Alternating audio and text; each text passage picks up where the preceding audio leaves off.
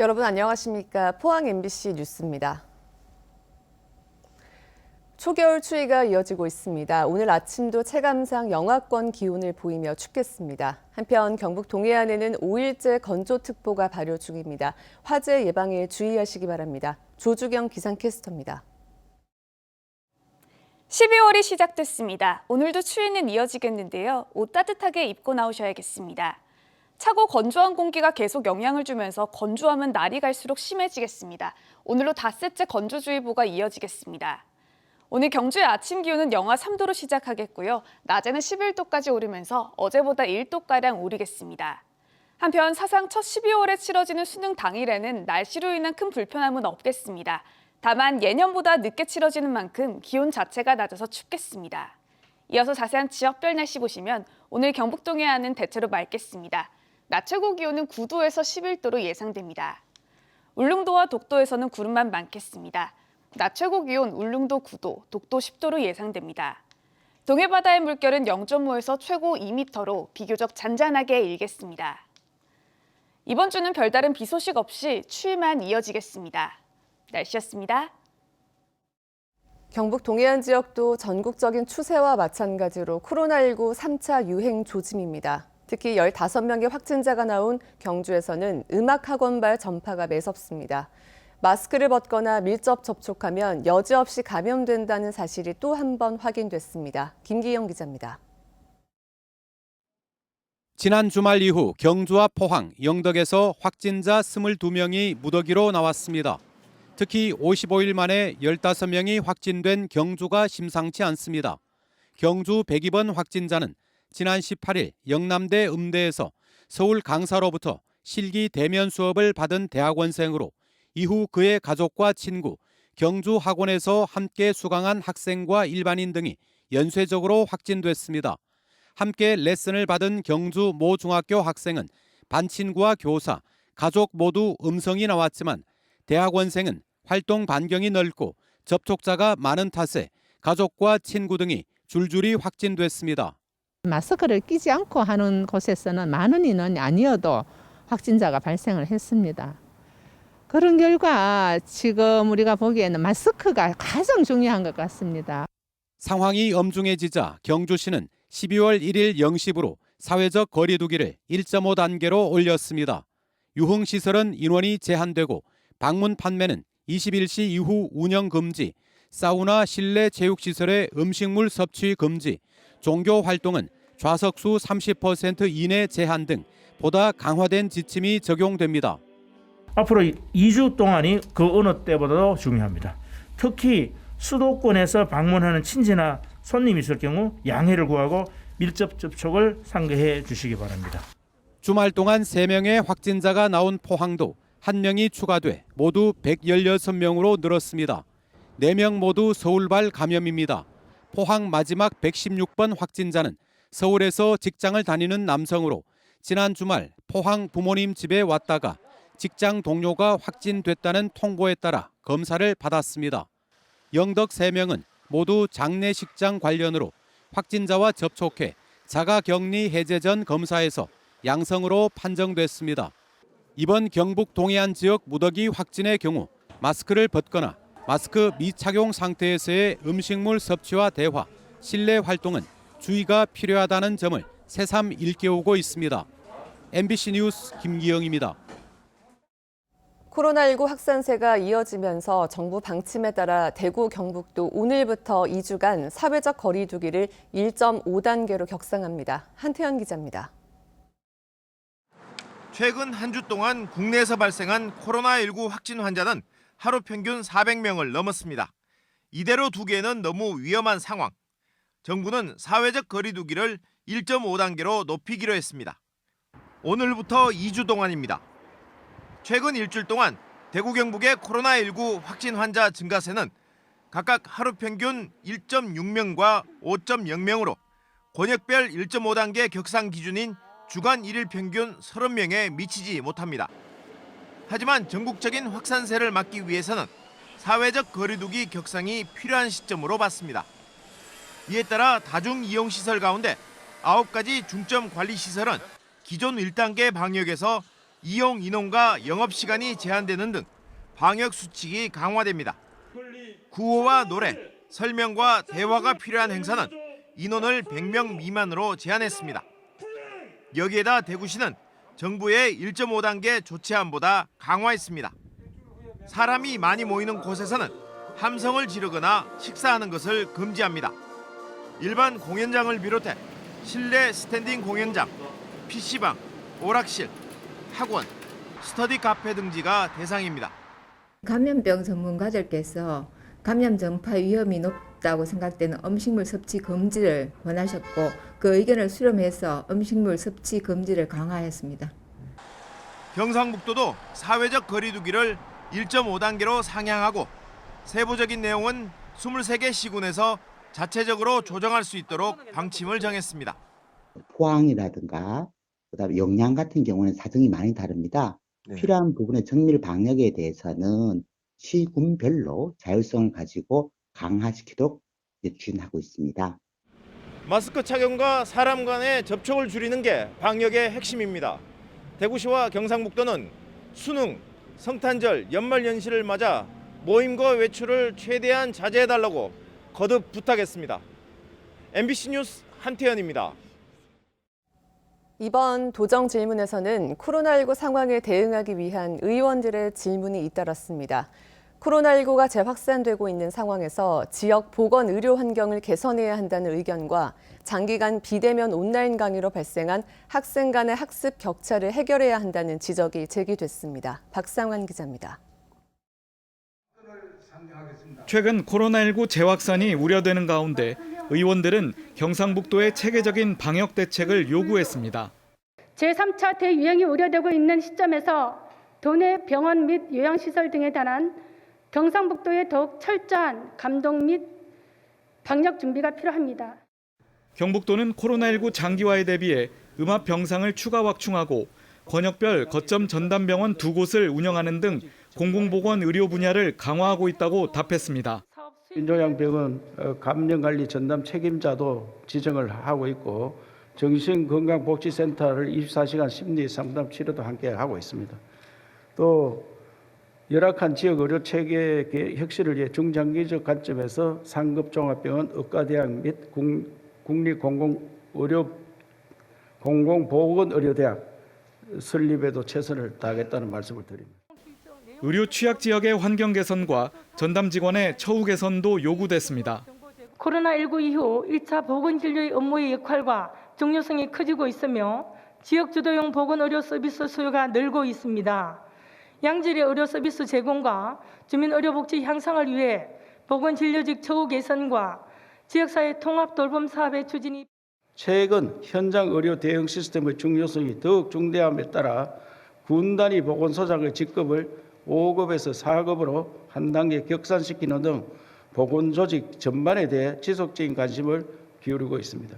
내년부터 지역 실정에 맞는 통합 돌봄 서비스가 개발되어 추진될 수 있도록 코로나19 장기화로 인한 비대면 온라인 교육이 이어지면서 학생 간의 학습 격차라는 교육 양극화 문제도 제기됐습니다. 원격 수업 실태 파악과 교육 격차 해소 방안 마련을 위해 지난 7월 원격 수업 실태 분석 및 경북형 원격 수업 방안에 대한 조사 연구를 실시하여 방안을 마련하였고 교사들의 원격 수업 역량 강화를 위하여 유튜브, 스마트 도구 활용 수업 등 교사 연수를 지속적으로 실시하고 있습니다. 이 밖에도 의원들은 초등 돌봄 전담사 처우 개선과 코로나19 장기화로 발생한 교육 전반에 대한 대책 마련도 시급하다고 지적했습니다. MBC 뉴스 박상환입니다. 며칠 전 영일만 항을 가로지르는 동해안대교 건설을 위해서라면 겨울 바다에라도 뛰어들겠다며 지역 정치인들이 해상 퍼포먼스를 펼쳤는데요. 하지만 정부는 여전히 예산 반영을 주저하고 있습니다. 12년을 공들인 동해안대교 건설 사업이 드디어 빛을 보게 될지 아니면 이번에도 지역의 희망사항이 그칠 것인지 이규설 기자가 분석했습니다. 포항의 정치권 인사들이 동해안대교 건설을 촉구하며 배에 올랐습니다. 동해안대교 건설을 염원하는 피켓을 들고 동해안대교 교량 구간 9km를 선박으로 횡단한 겁니다. 예산 부족 등의 이유로 12년째 빛을 보지 못하고 있다 보니 바다에 몸을 던져서라도 정부 지원을 받아내고 싶은 심정입니다. 오늘 제가 사실은 직접 수영을 해서 이 9km를 건너가면서 우리 동해안대교 건설에 대한 우리 시민들의 염원을 제가 표현을 하려고 생각을 했습니다만은 동해안대교는 포항시 남구 동해면에서 북구 흥해읍까지 총 연장 18km로 해상 교량 9km와 터널, 도로로 구성돼 있으며 사업비는 1조 6,189억 원입니다. 지역 정치권은 푸른 바다에 뛰어들어서라도 예산을 따내겠다는 의지를 보이고 있지만 예산 확보는 빨간 불이 들어온 상태입니다. 해당 상임위인 국토교통부 심사에서 동해안대교 관련 예산 190억 원을 확보했지만 예결위 심사 과정에서 기재부가 받아들이지 않아 내년 예산안 반영은 불투명한 상황입니다. 여당 대표와 국무총리까지 나서 동해안대교 건설의 필요성을 언급했지만 국민들께서 국내에서 즐기실 수 있게 하는 것이 그게 한마디로 꼭 필요하다. 그런 차원에서도 우리가 한번 잘 검토해 볼 만한 그런 프로젝트다. 코로나 사태로 곳간이 바닥난 기재부는 한결같이 예산 반영 불가 입장을 고수하고 있습니다. 하지만 국회 예산소위에서 동해안대교 설계 예산 정도는 살아날 가능성이 있는 만큼 지역 정치권은 막판까지 포기하지 않겠다는 입장입니다. 포항의 동해안 고속도로 이 단절 구간은 반드시 영일만 대교로 메워져야 된다고 지속적으로 주장을 해왔습니다. 그래서 이번에도 비록 정부는 끝까지 버티고 있지만 저희도 끝까지 주장을 해서 관철시키도록 마지막 순간까지 최선을 다하겠습니다.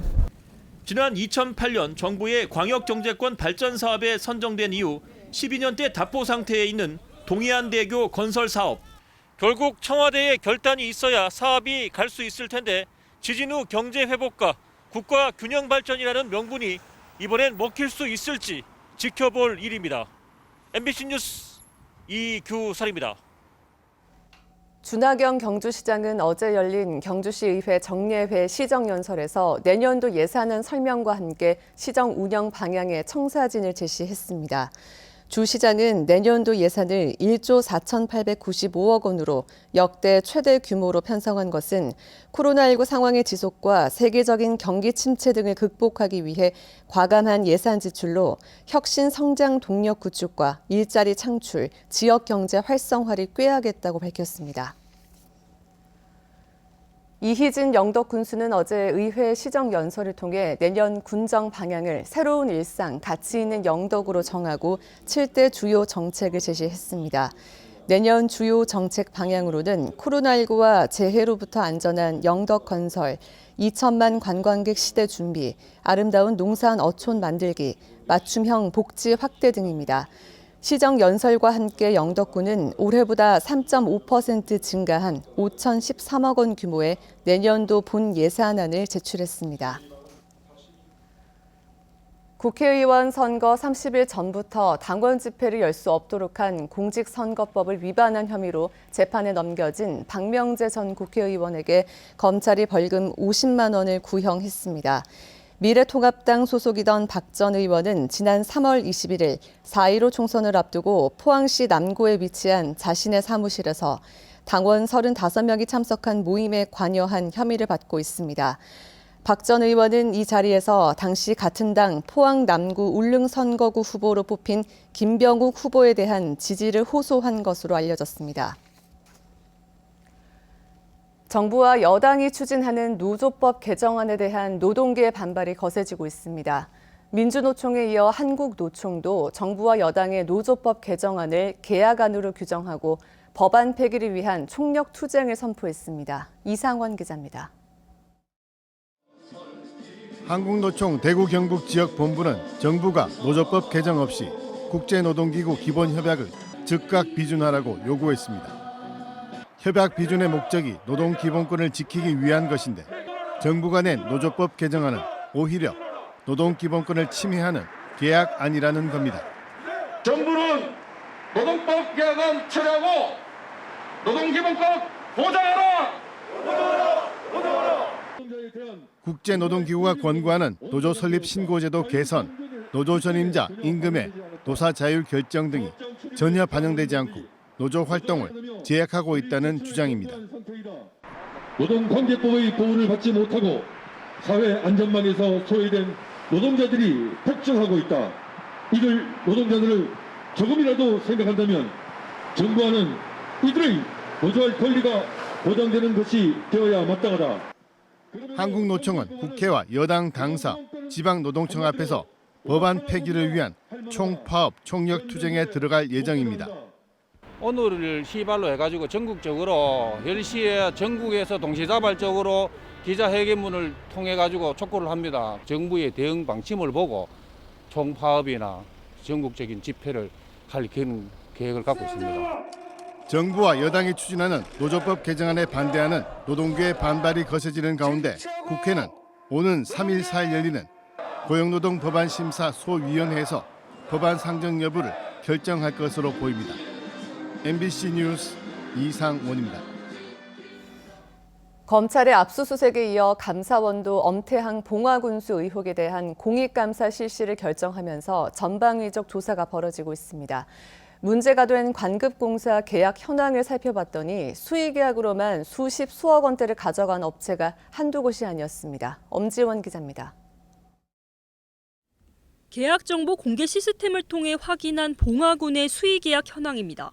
2018년 7월 엄태항 봉화군수 취임 이후 이 토목 설계회사는 수의 계약만 73건을 수주하면서 13억 원대의 계약금을 가져갔습니다. 엄군수 가족 명의의 태양광 사업체에 대한 석축공사를 군 예산으로 진행하다 지난해 논란이 된 또 다른 건설업체도 9억 원 규모의 수의 계약을 따갔습니다. 자주 뵙는 게 아니고 예전부터 알고 있던 사이였으니까 알고 있는 거죠.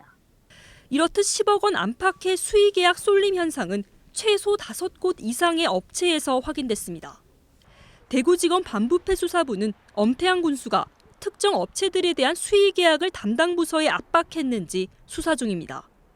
지난 압수수색에서 돈 봉투 여러 개가 발견돼 물적 증거도 다수 확보한 것으로 알려졌습니다. 수사의 또 다른 축은 군수 가족 명의의 태양광 발전 시설입니다. 경북경찰청과 함께 시설 인허가 과정을 포함해 군 예산을 동원한 복구 공사와 도로 포장 등 불거진 특혜 의혹 전반을 살피고 있습니다. 한편 감사원 공익감사도 시작됐습니다. 지난 1월 봉화 군민들이 청구한 공익감사가 10개월 만에 감사 결정을 끌어낸 겁니다. 감사원은 검찰과 경찰 수사사항을 제외하고 엄군수의 겸직 의무 위반에 대한 감사에 집중합니다. 지방자치단체장은 겸직이 금지돼 있지만 엄군수는 지난해 11월까지 태양광 사업체의 대표이사를 겸임해왔습니다. 엄태항 봉화군수에 대한 검찰, 경찰 수사에 이어 공익감사까지 의혹의 실체가 드러날지 주목됩니다. MBC 뉴스 엄지연입니다. 시 보조금을 다른 용도로 사용한 전 포항 지역 청년회 회원과 간부들에게 집행유예가 선고됐습니다. 대구지법 포항지원은 지방재정법 위반 혐의로 재판에 넘겨진 전 A 청년회 간부 46살 B씨에게 징역 6개월에 집행유예 2년을 선고하고 다른 간부 2명에게 징역 5개월에 집행유예 1년 6개월을 내렸습니다. 또 이들과 함께 공모한 혐의와 사기 혐의로 재판에 넘겨진 업체 운영자 52살 C씨에게는 징역 10개월에 집행유예 2년을 선고했습니다. 이들은 지난 2017년과 2018년 포항시 여름철 안전 물놀이 체험장 사업에 특정 업체를 선정해 보조금 일부를 돌려받고 2년간 보조금 6천여만 원을 청년회 운영비 등으로 사용한 혐의로 재판에 넘겨졌습니다. 코로나19 여파로 연기됐던 영덕대게축제가 오늘부터 한 달 동안 영덕대게축제 홈페이지 등을 통해 개최됩니다. 올해 축제는 온라인 라이브 방송을 통해 영덕대게 요리쇼와 플래시몹 경연대회, 영덕대게 경매 등이 이어지고 이메일 사연 접수를 받아 50개 팀에게 영덕대게를 발송합니다. 또 유튜브 생방송을 통해 9개 읍면 주민들이 출연해 관광명소와 특산물을 소개하고 직접 판매하는 행사도 운영합니다. 경상북도는 전북 정읍의 한 오리 농장에서 고병원성 조류 인플루엔자가 확진됨에 따라 도내 유입을 방지하기 위해 차단 방역을 대폭 강화했습니다. 도는 위기 단계를 심각 단계로 격상하고 가금 농장에 대해 방사 사육 금지, 전국 전통시장에서 살아있는 병아리, 오리 유통 금지와 함께 농장 출입도 엄격히 통제합니다. 아울러 도는 농장의 울타리와 소독 장비 등 방역에 필요한 시설 보완과 야생조류가 축사에 침입하지 못하도록 방조망을 설치하는 등 농가 자율 차단 방역에 힘써줄 것을 당부했습니다. 경상북도는 재사용 불가 배터리 재활용 실증 사업 착수에 따라 차세대 배터리 리사이클링 규제 자유특구 사업이 본 궤도에 오르게 된다고 밝혔습니다. 올해 7월 9일 착수한 전기차 사용 후 배터리 재사용 실증과 배터리 종합관리 실증에 이어 이번에 재사용 불가 배터리 재활용 실증 사업 실시로 배터리 리사이클 산업화의 기반을 갖추게 됐습니다.